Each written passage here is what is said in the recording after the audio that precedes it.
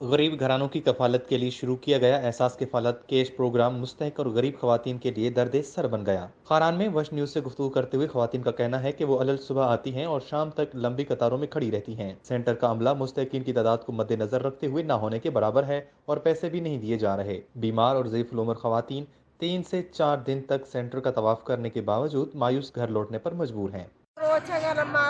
سلایا لما فیسانا رسم ملٹا ورا یہ مسلمان عذاب ما هو عذاب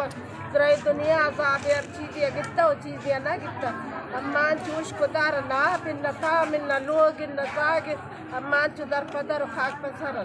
مهربانی کا وڑی فمکر تعرف ہمیشہ کہ میں چون مخبراتی کہ مطلوب کایت پیشین تدیگر گجن تنہ دا کپتا کا مردم کمی میں اکنا رسی زاگم میں وہ دا عذاب سزا میں جندیدہ سزا و سبی روچے سرم کپتا کا یہ چی مرن ارسا گائے مردم کم مردم تو زیادہ کن تیشانی میں ایک برسی مرن اما جو تغمہ خریم نبینا نادور مردم ایک کے پاس مردم آخری تنگنہ کا مرد زاگو دا پریشان ظالمون دا پریشان اپیل کرنا کہ دوسرے جائے کہ ظالمون سزا و ضابطان پہ مرد سزا و ضابطان وہ بقایشان کار ایک چیزیں نبی 4 گھنٹے 5 گھنٹے ظالمون دے چیزیں خوش کرا دے برا انتفاع ہے گورنمنٹ دا زمین بھی کی اپیل کی برا لیشان کارا سی کہ سچا جائے کنا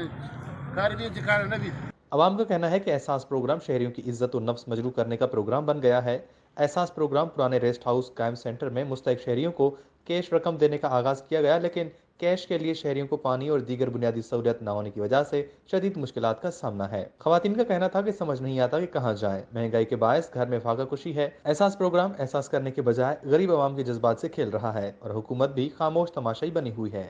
وش نیوز، خاران۔